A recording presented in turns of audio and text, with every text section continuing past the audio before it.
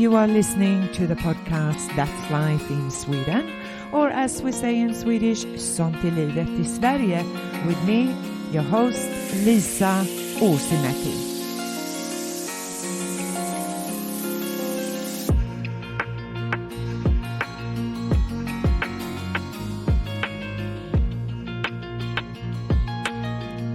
Via the mobile, I welcome Professor Pasi Sahlberg, a former Director General of Finland's Ministry of Education and Culture, today living and working at Melbourne University in Australia as a Professor of Educational Leadership. Welcome to the program, and how are you, Pasi? Yeah, thank you very much. I'm fine. We are heading towards the holiday season here in Melbourne, Australia, so it's all good. Thank you for having me with you. Wonderful.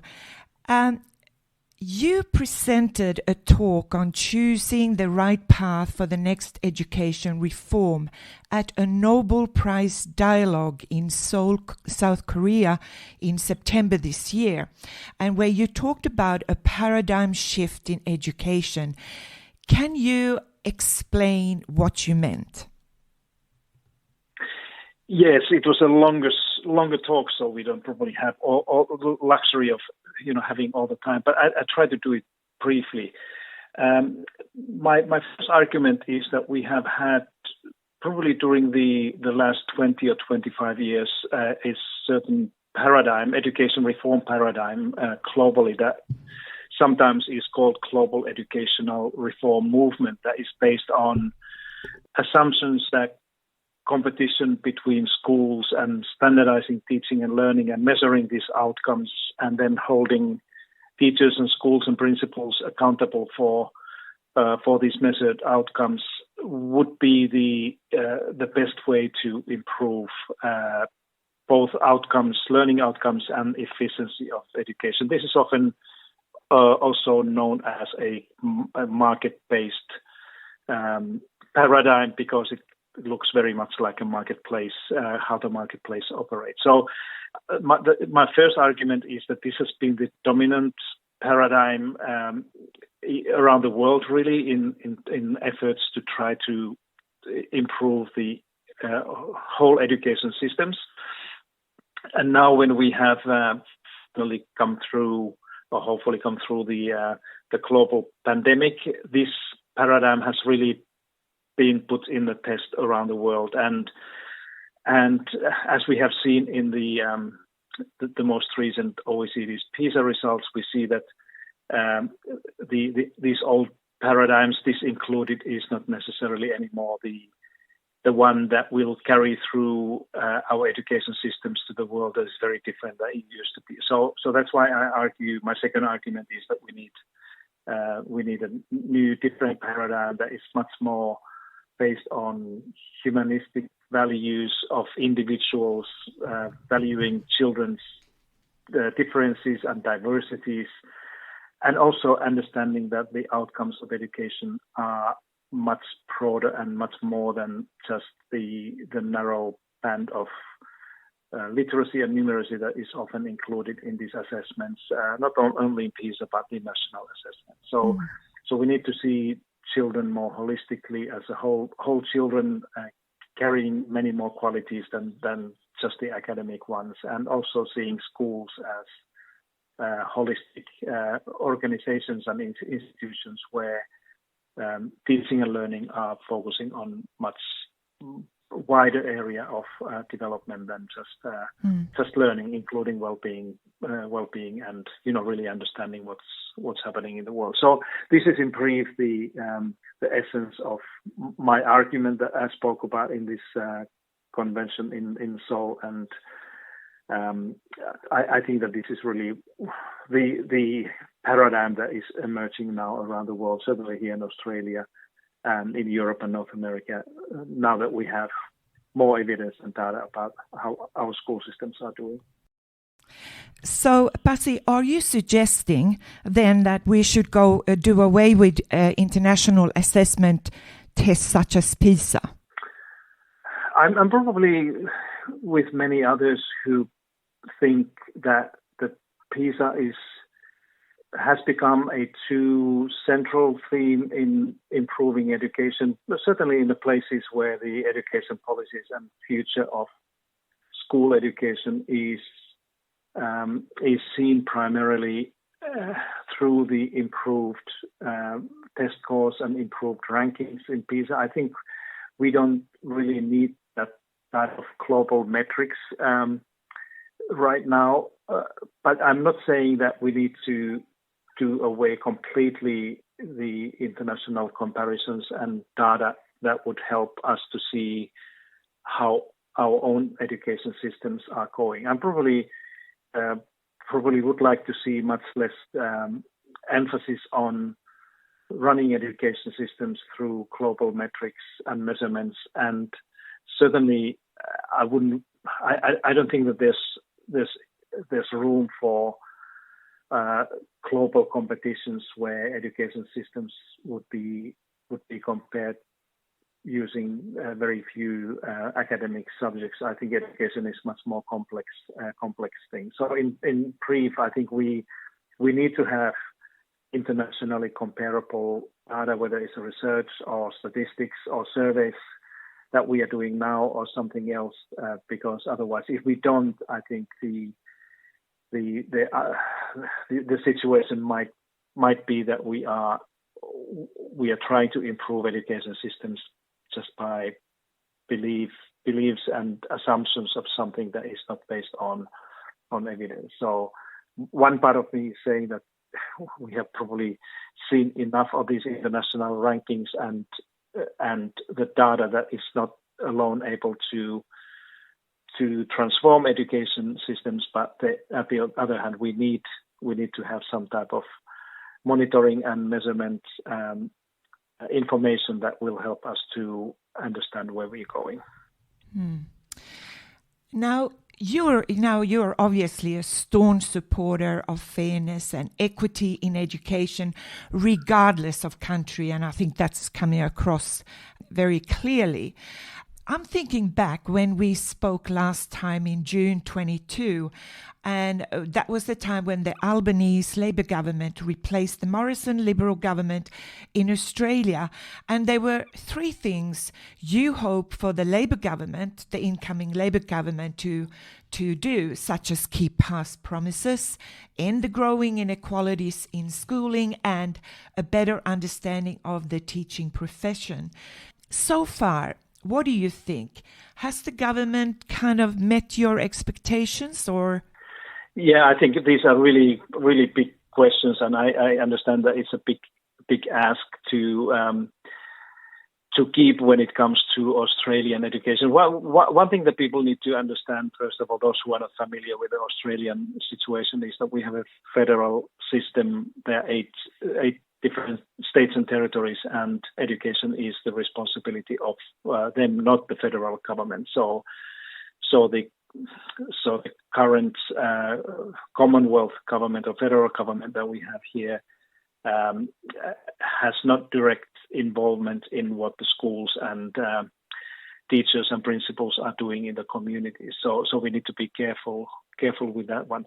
I think what has happened here during the last 18 months since we spoke last time is that there has definitely been intentional rebuilding of the narrative of schooling, that the role of teachers and educators is much more valued and respected by the politicians, the Commonwealth politicians here. I think there's also much better understanding of the nature of educational inequalities in this country and how much these inequalities are working against other efforts to try to improve education. I also think that there has been a change in the way the public and the politicians, certainly the Commonwealth politicians, talk about education here compared to what it used to be for a long time here. That narrative was very much about how much Australia is lagging behind the other countries and how bad the education actually in this country is, and the reason for that was often the bad or poor teachers or poor quality of teaching in the schools. I think the currently we have been seeing during the last 18 months a change of direction and a kind of a tone of this narrative where, for example, the Commonwealth Minister is frequently saying that we have good education system, but it can be much better and much fairer than it is now. So as you know, is that the education systems change and improve very slowly, though. So in an educational environment like Australia, in a federal system, it would be a miracle to be able to see some significant changes and improvements in the outcomes in 18 months. But all of these things that I mentioned that I have seen and many others have witnessed here since June 2022, I think are worth mentioning and celebrating as well, because they are all changes towards kind of a right direction. And if we only had a political situation here after the elections, as you know, that the election political term here, the Commonwealth is 3 years, which is very short. So if we can continue 3 more years, I think we would probably also be able to see some of the concrete outcomes and results that were promised a year and a half ago. Last time we also spoke about the different reforms in Australia that has been done for years and years, and really nothing substantial has really come out of any of the reforms.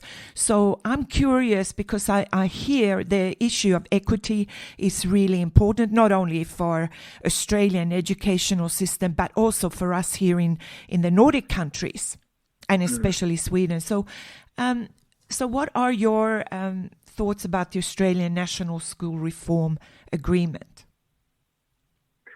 Well, these national school reform agreements, for those who are not familiar with the concept, they are bilateral agreements between the Commonwealth federal government and the state and territory government. So there are 8 of those agreements. And as you said, equity will be one of the key areas of negotiations and specifications in these next agreements that will be negotiated next year. So equity actually has been part of these current agreements that will be expiring now in a couple of weeks time, or they're actually going to continue extended to next year as well.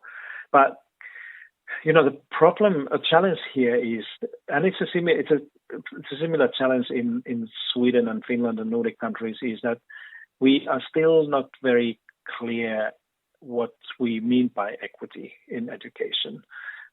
Just to give you an example, that often in these conversations, and it may be that it has been part of this National School Reform Agreement negotiations as well earlier, is that the equity in education is sometimes seen as similar to equality of opportunity to good education. And you and I, we do know that the equity is much more complicated than just providing equal opportunity for all the children to have good education, like here in Australia, for example, and in Sweden, where there's a significant amount of private education available. Some people argue that because of this range of different types of schools, independent schools, and many others, that parents can kind of choose for their children the best education that they think the kids need. And this, of course, is not what equity of education outcomes means. And so that's why the critical issue here in this National School Reform Agreement talks that will take place next year is to agree and define what equity in education means. That it should mean that we are trying to close the achievement gaps between the most affluent or the richest part of the the student population and then the most disadvantaged students. That is one important aspect of equity. We often, in our work here, we have called that a social equity. But then there's another one, the other dimension of equity that should be part of this definition and these negotiations is the attainment, or how many students are successfully completing secondary school and how many students are reaching the proficiency levels in different curriculum areas. But as I said earlier, that it's not still certain that we are going to see a unified or common understanding of what equity in education means. If we don't, then of course it means that we are going to see different definitions and different targets and different ways of measuring and different kind of levels of progress that will be made in trying to make Australian education more equitable. So that's something that remains to be seen next year. Mm-hmm. Now, you wrote a position paper for the Australian Government Primary Principals Association, and it was titled A Better and Fairer Start for All, relating to your call to end the growing inequalities in Australian schooling.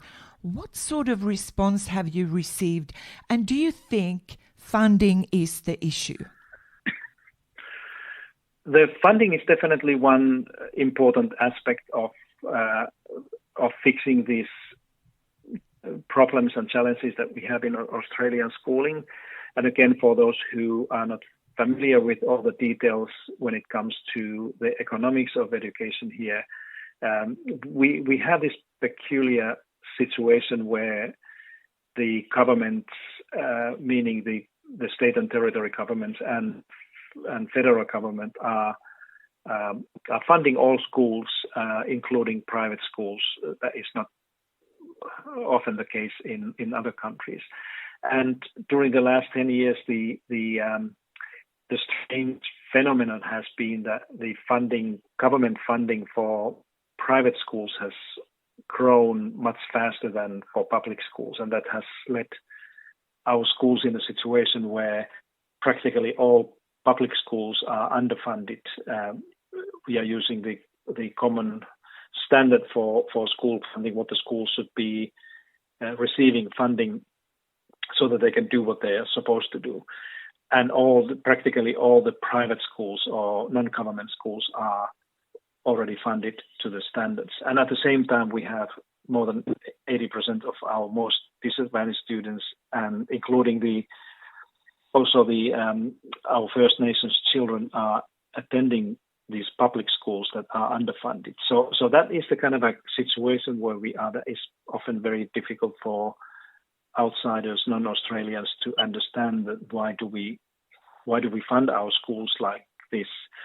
But even if you don't understand exactly the reasons why the funding looks like this, it's probably easy to understand that it's very difficult to have an equitable and high-performing education system or systems of schools here if the funding, this funding gap for the disadvantaged public schools continues to be an issue. So that's why the funding is a big part of the solution, and I think we need to reach the situation where all these public schools, especially the ones that are having significant number of most disadvantaged students, those who have special needs, as we describe in this Australian government primary principles paper that you mentioned. But at the same time, I think it's also important to keep in mind that funding alone is not going to solve the problem. So it depends on what that extra money for these underfunded public schools will do, how is it spent, and whether these schools will be eventually able to make a difference in the students' and children's lives that they are serving when they have these new extra resources there. So funding is a condition, but it's not going to be the automatic solution to the problem. And so what role does teachers play? in the education of kids? Well, teachers obviously are the most important in school factor explaining the students' learning and achievement in the school. So teachers can make many things happen that would not be possible without them. And that's why I think here in Australia we need to double our efforts to make sure that we have enough young people interested in becoming teachers, because the situation is a little bit similar to what it is in Sweden and some other countries, that there are less and less young Australians who see teaching as a potential or interesting life career for themselves, and that has led to situation where many Australian schools are either short of teachers altogether, or then there are people teaching, for example, mathematics. That is a big area of shortage. Teachers who are not prepared to teach mathematics, and that's why, of course, your question about the role of teachers is becoming in the new light, because we may have a teacher in a classroom, but this teacher may be somebody who is not prepared to do or teach in a way that makes a big difference. So that's why I think we need to really think harder about the role of teachers and the role of the teaching profession, but never forget that teachers would be able to overcome all those disadvantages and may be present in the communities or lives of many children, because the home background and parents and the community still continues to be the biggest factor that explains what children learn in the school or what they don't learn. And that's why teachers are just part of this puzzle that includes also all those important out-of-school factors like family, parents, and what's happening in the community. Mm. To another question, Australia has a framework for generative artificial intelligence in schools.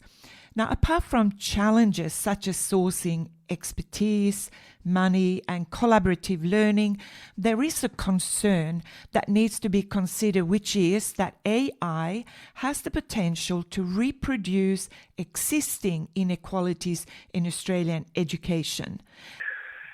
Yeah, it's a really big question. Nobody really knows how this will play out when it comes to technology, and certainly with the artificial intelligence.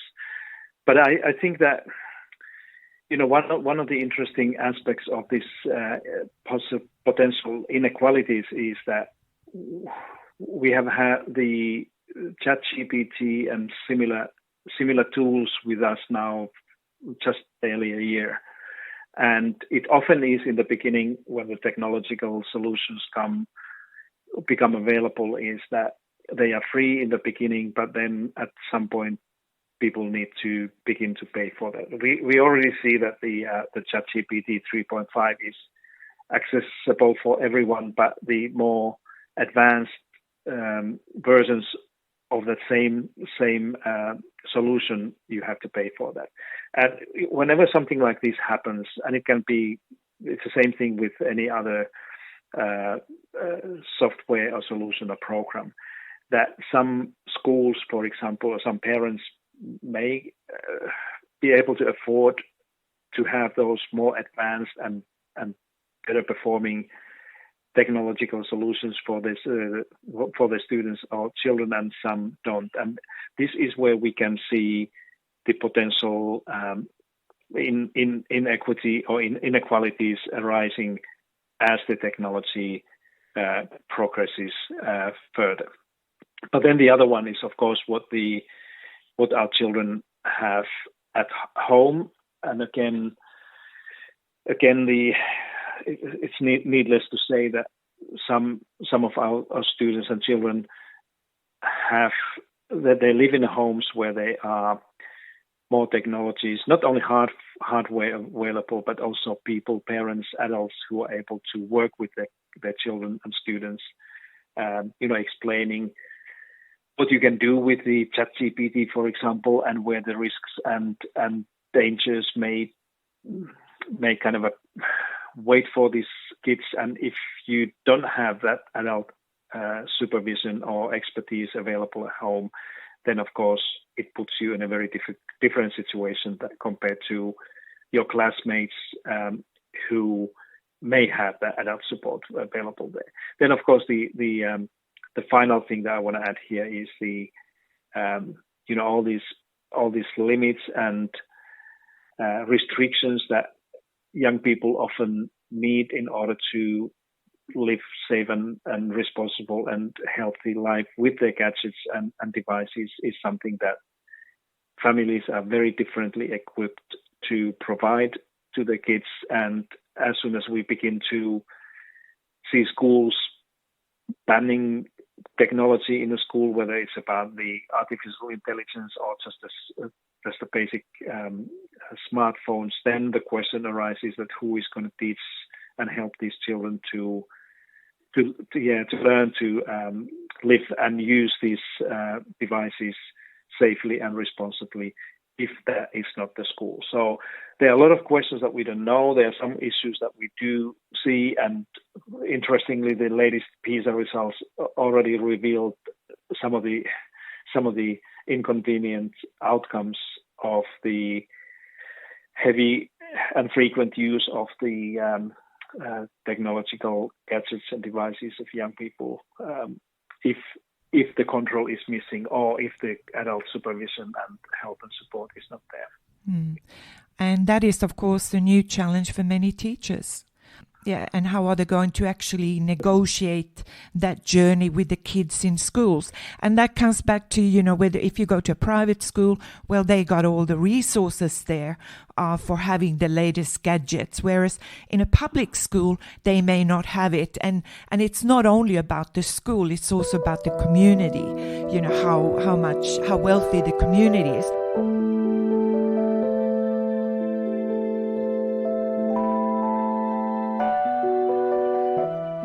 How would you explain, and what are your thoughts about education for sustainable development and the 17 sustainability goals?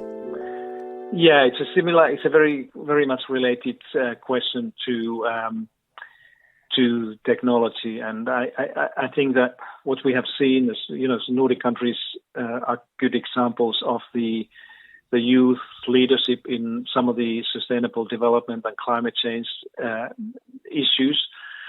And there, I know Finland very well and other Nordic countries as well, that there we kind of see differently the young people's leadership role in campaigning for the sustainable development or saving the planet, if you wish, compared to, what it has been recently here in Australia, where the authorities and adult mindsets seem to be much more advising, denying young people to do that and advising them to go back to school and learn in a classroom. We have even heard this language here recently that young people's teenagers' place is not in the streets to show what they think about the world of peace or climate change, but study in a classroom and do those things when they are adults. And I think that this whole sustainable development thing is something that is much more relevant for young people, just like the technology that it is for many of the adults. And we should, whether you're politician or parent or teacher, always try to see these important global and future related issues from young people's point of view. And that's where I think the Nordic countries are ahead of many others in understanding that it's more about the student agency and their world that we are talking about, rather than just today's issues or what they should be doing with their lives now, whether it's about the school or something else. In the last time we spoke, you also spoke really beautifully about the purpose of of schooling. If I'm going to pose that question again, can you explain what is the purpose of schooling for you?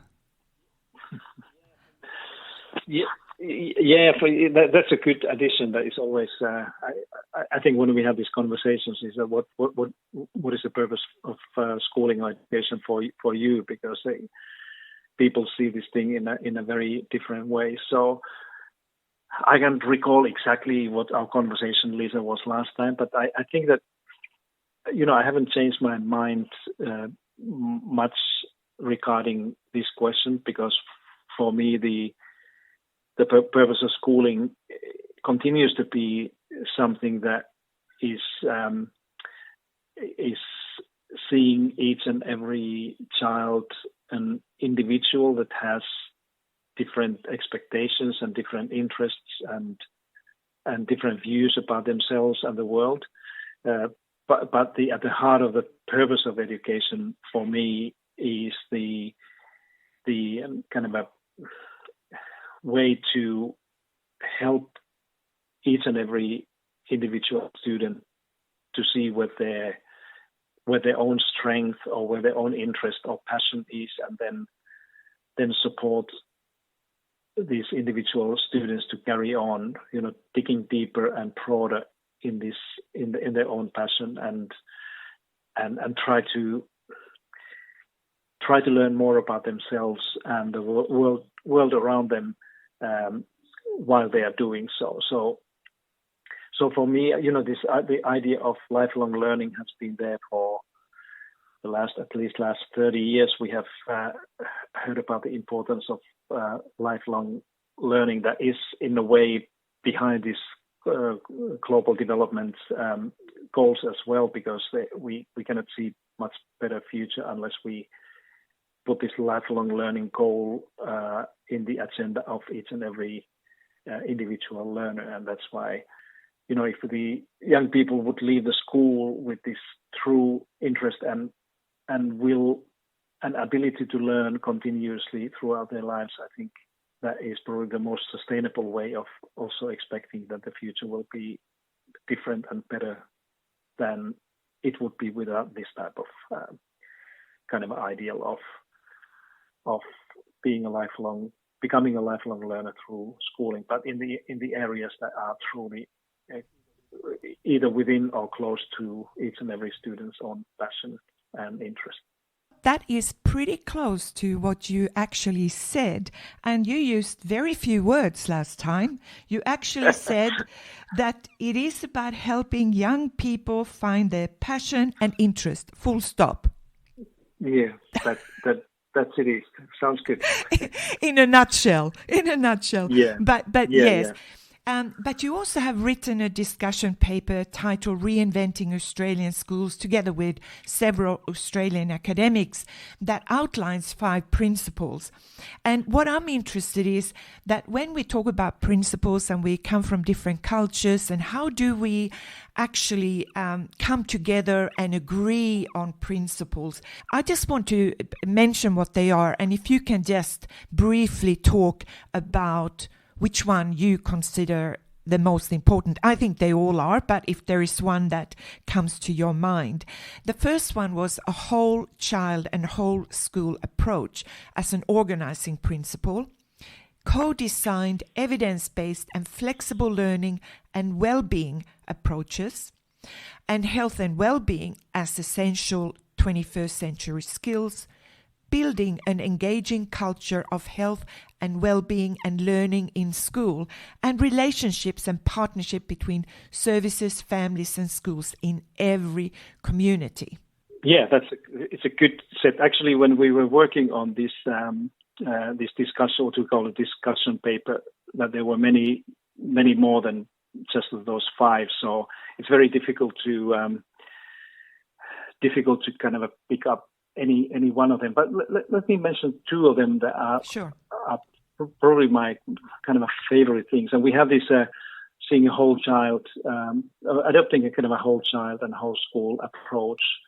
We call that a kind of organizing principle that cuts across all these other things. And this is this goes back to what we spoke earlier about the importance of whole child development in the school rather than just measuring some of the academic things. So understanding what the whole child approach and development means is something that brings immediately health, well-being, and education much closer to one another than it used to be, and it kind of avoids this kind of a fragmented thinking that health and well-being are somebody else's responsibilities, and then schools are just teaching children knowledge and skills. So that's why I kind of want to underline this importance of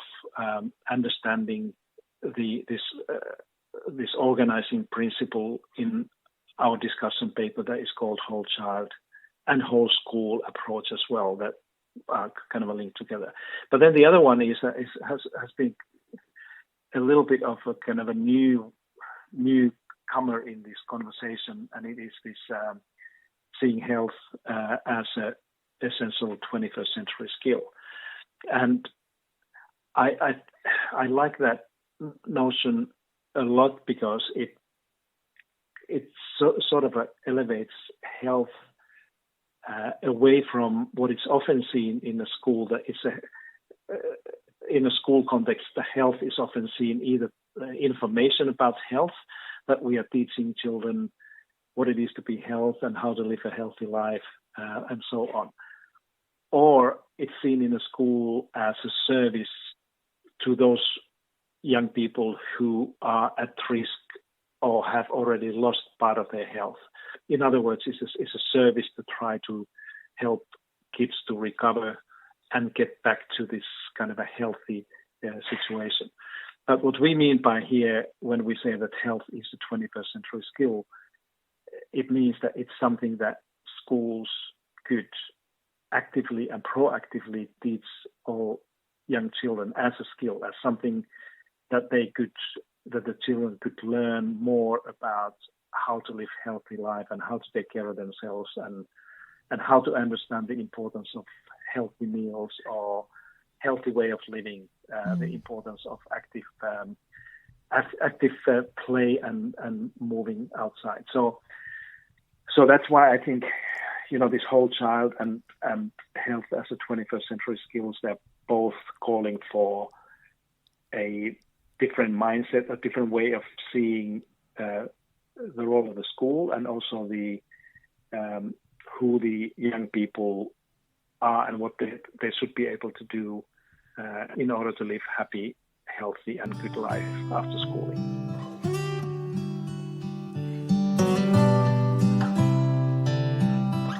It's really been interesting how you negotiate the Australian culture, and just fascinating listening to you.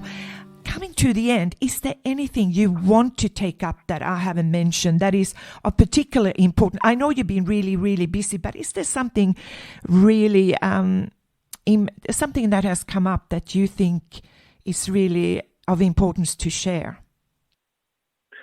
Yeah, no, I think it's just been a good conversation again, Liisa. The only thing that I think I would love to see a little bit more here in Australia, and it's probably, again, this is something that has already happened in the Nordic countries, in Sweden and Finland, and it is the active role and engagement of our teachers in trying to figure out what to do next. And I'm saying this because here it's still a very kind of the most common way to see the role of teachers in this co-design process of future schools and future of education is that teachers still are seen as kind of a passive recipients of policies and reforms and ideas, and their main role is only in implementation of these new ideas that often come from above.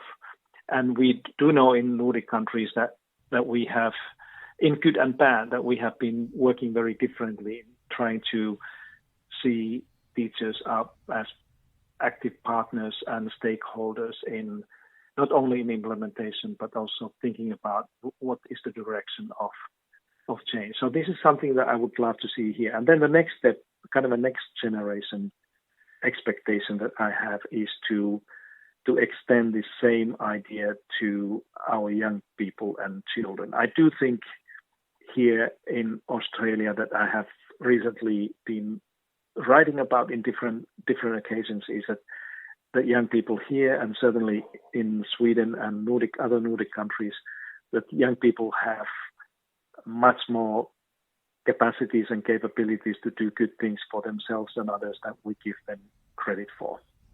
That we have 4 million children here in Australia in our schools, and we are actually utilizing only very few of them in, for example, having them partners in thinking about the future or co-designing the directions for our education systems. And that's why I would love to see next time when we talk, I would love to be able to tell you that we have made progress in this way, understanding that, children, young people can be partners in making change. They are change makers by nature. And we just need to find ways how to give them space and license to be partners with us and then work together, just like we have been working with them in the climate change and peace and many other things for the better schooling and better education systems. But that's the only thing that I would like to add here, to always keep in mind this thing that teachers have expertise and wisdom to tell us what to do and what not to do, and so do our young people, and we should invite them as partners in this journey. Sounds fantastic. What's next for you? You are now stepping back from work and enjoying Christmas with the family down the beach? Yeah, I'll try to do a little bit of that, and also take a little bit time for myself and read books that I have piled on my bedside table and library here that I have not been able to read much this year, and just recharged and enjoy the beautiful nature of the southern Australia here. I wish you a wonderful, wonderful Christmas and a happy New Year. Thank you so much, Pasi, for being on the program and sharing so generously your thoughts about challenges in education in Australia. Thank you, Liisa, so much. And if you can, just please send me a little bit of snow for Christmas, because I miss those white dark Christmases and candles and everything that comes with it. So it's going to be Christmas on the beach here anyway. Well, guess what? I'm in Göteborg and it is pouring down with rain. Don't talk to me about a white Christmas. Okay. Thank you so much again for having me.